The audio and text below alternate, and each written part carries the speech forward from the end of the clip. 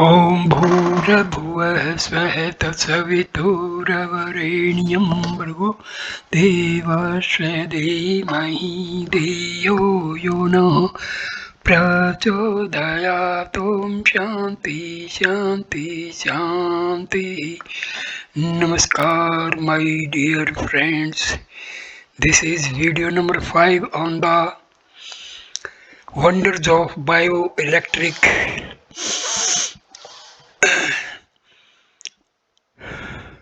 energy. This video number 5 starts with hazards of polluted bioelectric fields. Promiscuity or having sex with a prostitute is like tasting the food left over on a plate and licked by many dogs. Besides exposing to possibilities of venereal diseases and threats of AIDS, such a practice has the far worse reaction of polluting the psychic environment of the individual. A contagion of mind from a polluted mind is much more harmful than contracting a disease physically. A prostitute or promiscuous individual is fully aware of the immortality of the sexual act and the bioelectric field of the body of a person who, knowing the consequences, deliberately commits a sin is extremely vicious and injurious for psyche. Besides, the field of the area inhabited by such person too becomes polluted. Entering such polluted area, none can escape its harmful influence. All clients of prostitutes are immoral persons. Each customer leaves a part of his sin with her. In this way, the idiosphere of the prostitute and her residence becomes a storehouse of sinful thoughts of many criminals. Her round-the-clock physical and mental involvement in sin builds up a vicious idiosphere around her person. It casts its shadow on everyone coming in her contact. Once caught in this idiosphere, one finds it difficult to escape from it and becomes an addict.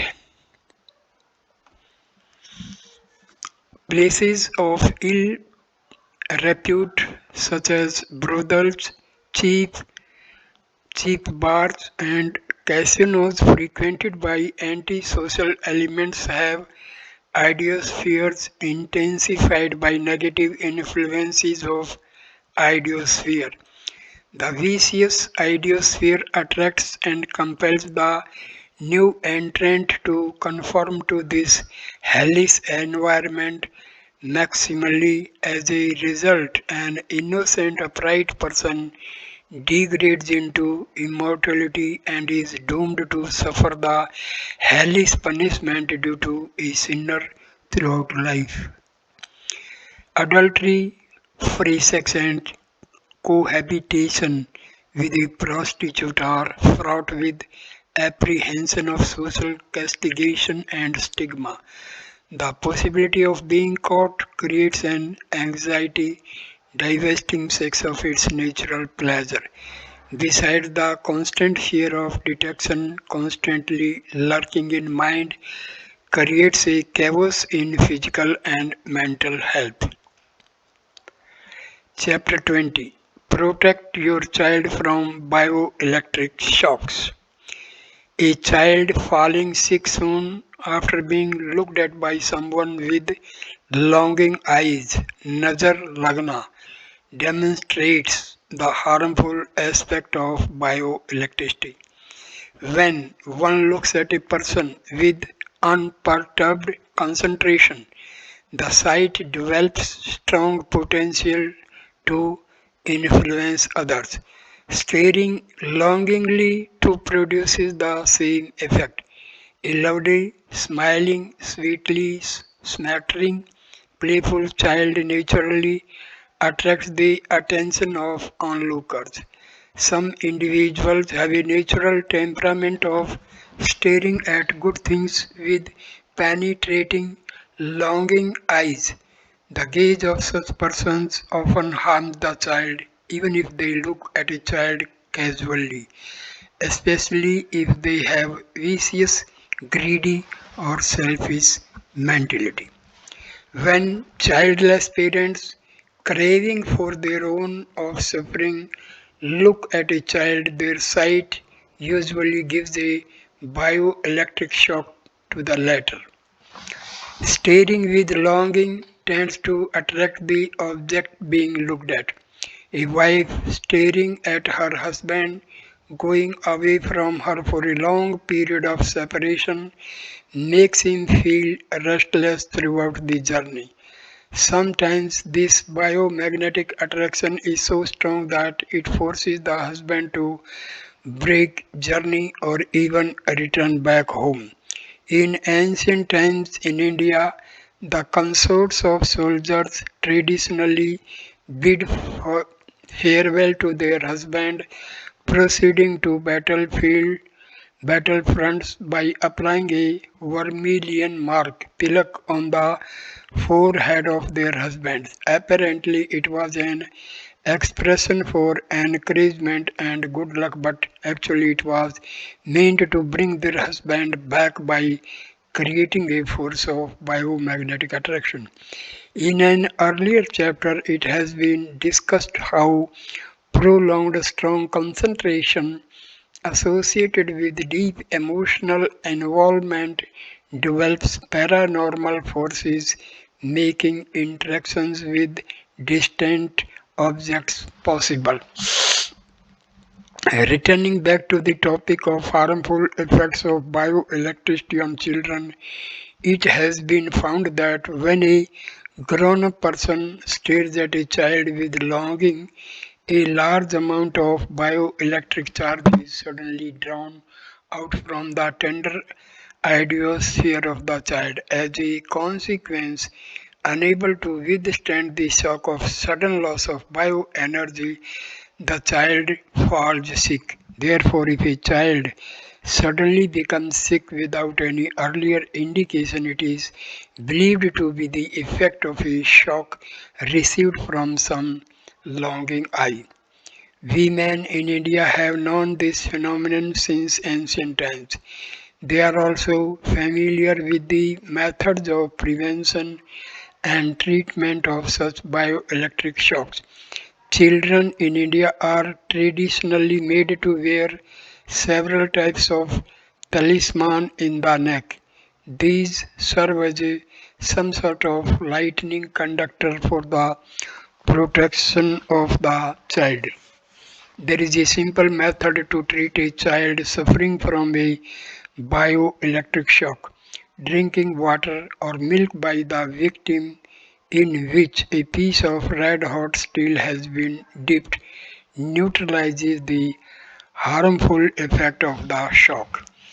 Putting a dark spot on the forehead, tying a black thread around the neck or hand, or drinking milk of a black goat too is believed to serve this purpose.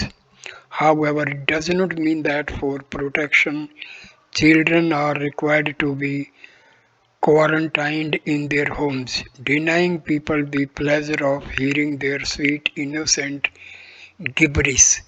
It would be unfair to deprive people of the heavenly pleasure of a children's company. Nevertheless, there is no justification in hazarding the vitality of a child for the sake of one's amusement. Whatever is being advocated here need not shock or irritate the reader, nor should this writer be blamed for being an overly enthusiastic preacher. There is no wisdom in deliberately ignoring a bitter truth. Rather, there is a greater danger in keeping this phenomenon a secret, lest it scares the common man than making it common. The only purpose of these expositions is to make the people aware of the need to protect their children from harmful effects of negative bioelectricity. There is absolutely no harm in casually speaking to children or playing and fondling them. They are harmed only when one stares at them with longing eyes. In longing eyes are hidden such cravings. Why didn't I have such a beautiful child? A permanent company of this child will make my life heavenly. What an enchanting face the child has. God, please bless me with such a baby.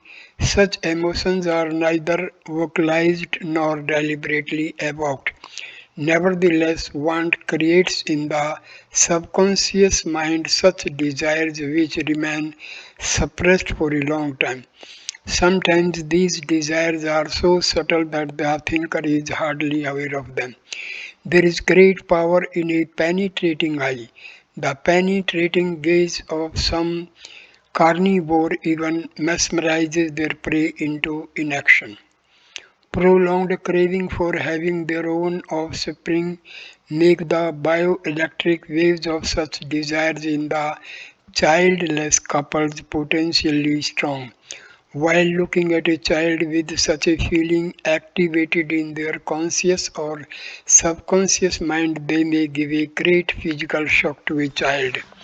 Holy men and women and recluses who do not harbor a desire to have an offspring do not have a sinister sight. There also are couples who do not have any child but are not longing for one because of their attitude and matured understanding the law of destiny.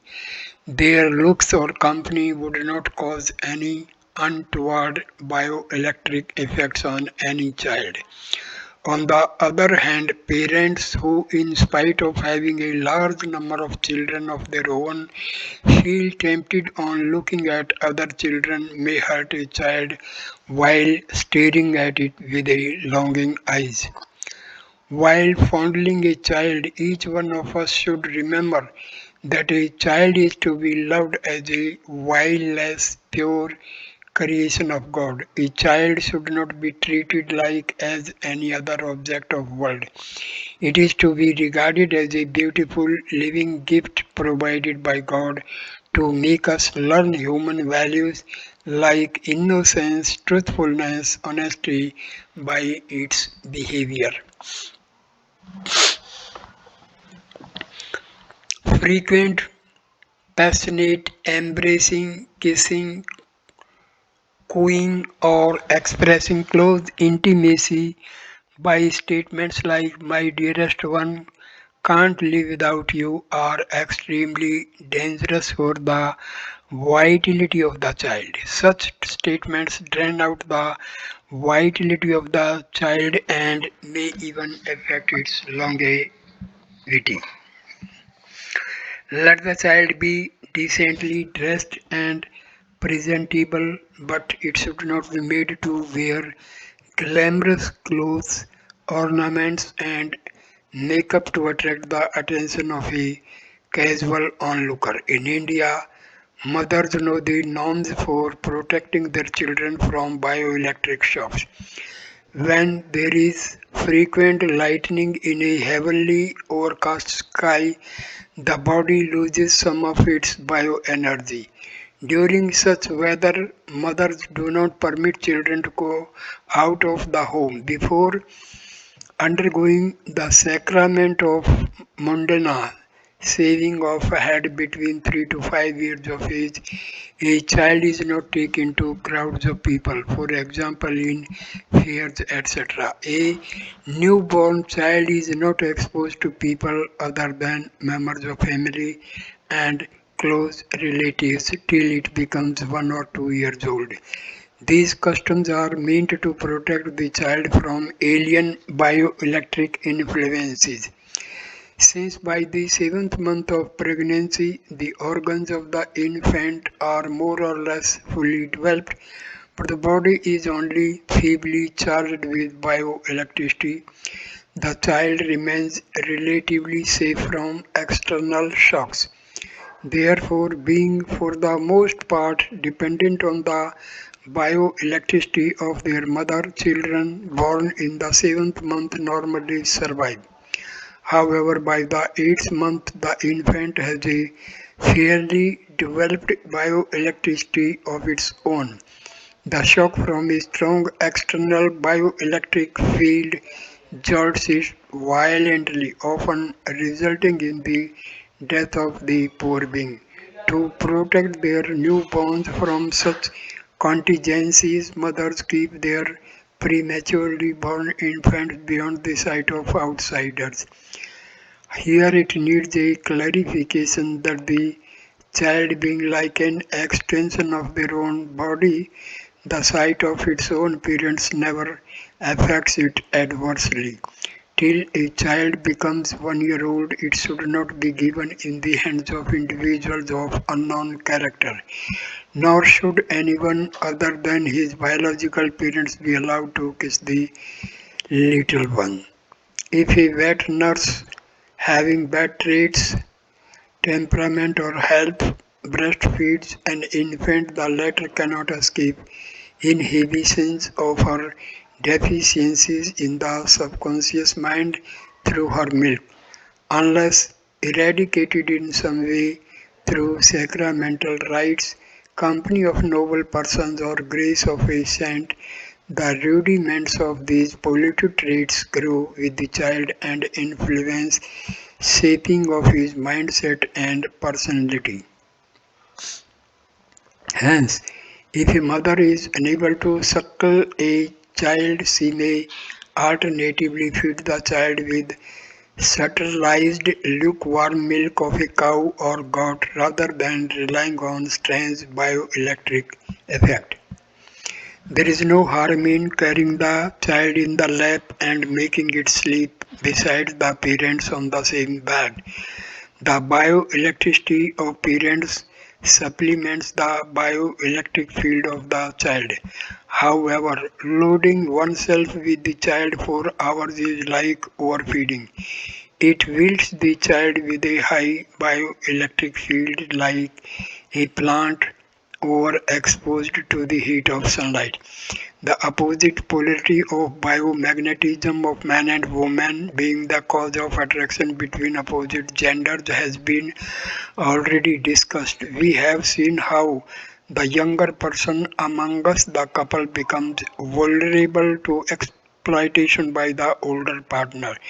The continuous drain of bioelectricity by the latter makes the younger person loses vitality. On account of the weak bioelectric field, a child cannot draw bioelectric charge from anyone except its own mother.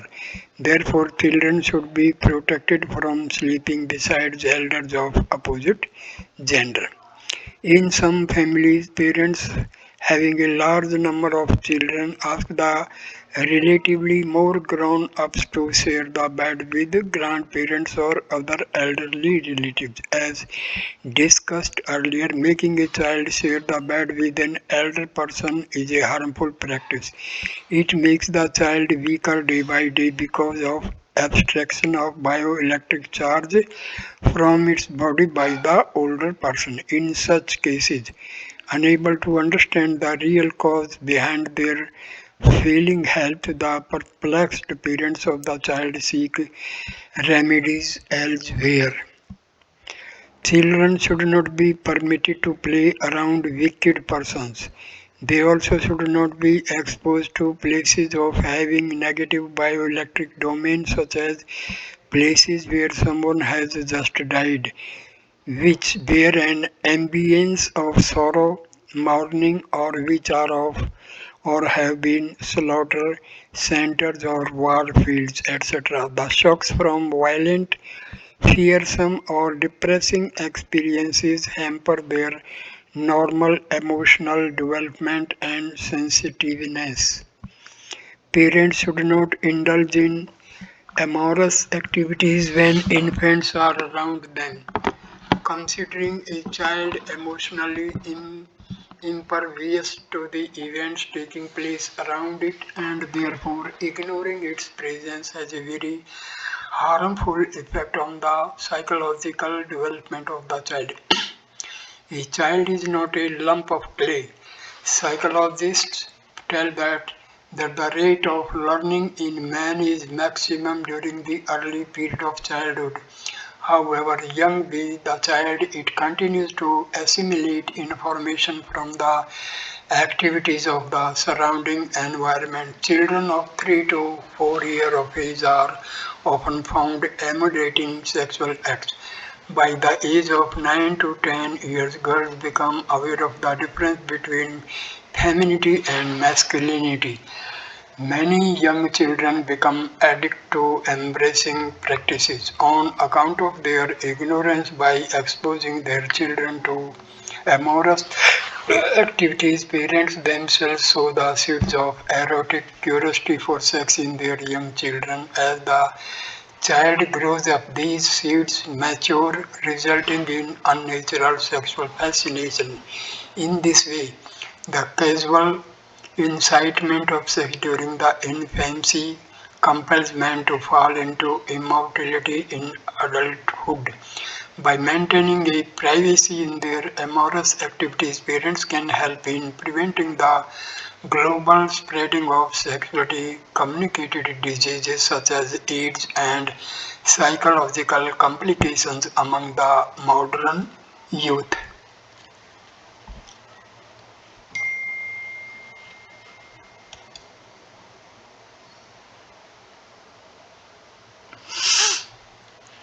Chapter 21. Therapeutic power of bioelectricity. Today, there are many disciplines of medicines in vogue for treatment of diseases.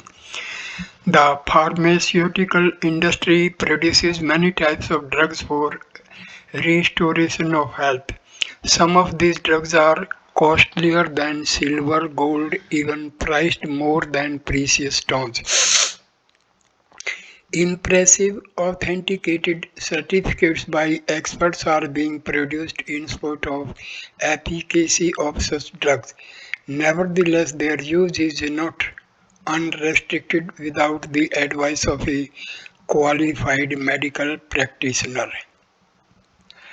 A careless administration of these drugs bears great risk of unforeseen reactions. On the other hand, a poor person cannot afford to purchase these costly medicines.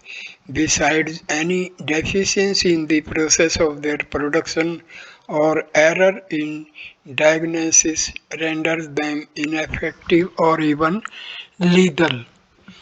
This chapter describes a method of healing which is to a notable extent better than any prevalent system of medicine in every respect, is easy to follow, is available to everyone, guarantees cure and has round the clock availability for everyone. As a matter of fact, unless associated with this discipline in some measure, no system of medicine can produce the least bit of advantage. Your guess is right. We are speaking about human bioelectricity. In an earlier chapter, it has been discussed that in contagious and infectious diseases, transmissions of bioelectric particles might make a healthy person sick. By simple logic, if negative, harmful characters of bioelectricity can make one sick, its positive effects should be beneficial for health. In the book Prana Chikitsa Vigyana, Science of Bioenergy Based Healing, the author has discussed different methods of treatment, including those which lay the foundation of pranic healing or Reiki, involving application of Atam Vidyuta, bioelectricity hidden in the vital core of the inner self. Hence, it is not intended to repeat those details. It would suffice to give a little information on the subject for simple remedies. In order to relieve the patient of pain in some part of the body, the therapist increases the bioelectric activity of that part by transmitting bioelectric current through palms of hands or tips of fingers. Since Being better conductor of bioelectricity, these have greater curative capability. Greater the bioenergy level of the healer, the more intense and faster would be the effect. In the ancient Unani,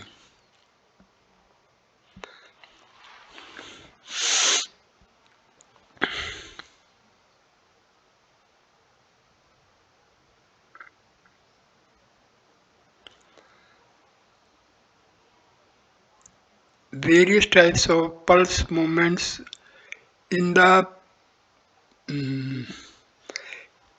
practitioner carries in the ancient Unani system of medicine. The practitioner carries out diagnosis by examining the texture of nails of fingers. Practitioners of Ayurveda diagnose the disease by sensing the nature of pulse in the wrist. Various types of pulse movements identified in the Ayurveda are due to the difference in frequencies of bioelectric current in the blood flowing through body. To relieve pain in the stomach for a pain, uneasiness or any other disorder felt in stomach, a healthy person should rub palms of his hands and move these on the affected part of abdomen of the patient repeatedly in a circular anti-clockwise motion. Within a short time, the energy level of that part will increase. Consequently, the circulation of blood will also increase, providing relief. To alleviate headache, a healthy person should intensify his own bioelectric current by rubbing his hands and then press the head of the sufferer lightly with one or both hands. Relief from pimples, sprain, itching, or inflammation in any part of the body. Caressing, soft patting with palms or tips of fingers provides relief. In this way, the healing particles of bioelectric current in the affected part get intensified and the clots restricting the free flow of current and thus creating discomfort are neutralized. Relax the tired muscles. In India, preventive care or strengthening of the muscles by bioelectricity is a traditional household practice, popularly known as massaging. When a person gets physically tired, intermittent pressing by clasping with hands and fingers all over the legs and arms relaxes and energizes the muscles. Similar is the effect of massaging the back and neck. Massage as a means for enhancing bioelectric activity. Wrestlers are aware of efficacy of massaging in relaxing muscles. Practitioners of Ayurveda prescribe massage for enhancing the bioelectricity of the affected part of the body. Massaging makes a tired horse fully relaxed. Many hairdressers in India know special techniques of massaging the scalp for relieving dandruff and heaviness in the head. Vigorous massaging helps in relieving arthritic discomfort, muscular injury, and weakness due to poor circulation of blood in body. When feeling perplexed, one involuntarily places hands on the forehead. It is a natural process for increasing the bioelectric activity of the brain. By doing so, the mind freshens and solutions to problems begin to unfold. Allaying discomfort in eyes. Sometimes a pimple is formed on the eyelids. It can be easily cured by rubbing the forefinger of one hand on the palm of the other and then lightly pressing the Warm finger on the affected part. Blowing warm exhaled air on an injured part of the body is also one of the methods of passing bioelectricity. For swelling and pain in eyes occurring due to an accidental bump, first aid is given by blowing warm exhaled air into a piece of cloth and gently pressing the cloth over the injured eye. When hurt in a finger or any other part of the body, one instinctively begins to blow exhaled warm air onto the affected part. Children particularly do it naturally. Pranic healing and Reiki. Of late, people's interest in the ancient modes of spiritual and natural healing has revived. Pranic healing or Reiki are best known examples in this context that incorporate use of prana, universal life energy, the source of bioelectricity, pervaded in the cosmos via the bioelectric energy currents of the healer. Similar techniques are also used in re-establishing bioelectric equilibrium by reducing the aggravated or disproportionate disproportionate activity in any part of body or mental or emotional excitation, etc. The to and fro movement of a handheld fan emulates this ancient method of therapy. Pranic healing Pranic healing can be effectively used in alleviating heat, strokes, pain due to inflammation because of rashes in skin, ill effects of overconsumption of drugs, intoxicants, and similar cases of enhanced bioelectric activity in parts of the body. The procedure is simple. The therapist of pranic or Reiki stretches both arms horizontally, keeping palms downwards and fingers pointing towards the affected part of the subject. Concentrating on the diseased part, the hands are moved a little downwards and then with a jerking movement sideways as though the surplus energy of the affected part of the body is being wiped out and discarded through the tips of the fingers. The motion is like shaking fingers to remove drops of water sticking to it. A few repetitions of this process provide immediate relief. In this method of therapy, the quickness of relief and degree of success is commensurate with the willpower, concentration, and emotional involvement of the therapist. Repeated practice would strengthen the level of confidence of the therapist and augment his healing capacities. I end this video here. Next video I will start with benefits of interaction with virtuous persons, company of holy people. So thank you for watching this video. Please like, comment and share the video and subscribe the channel. Namaskar my dear friends.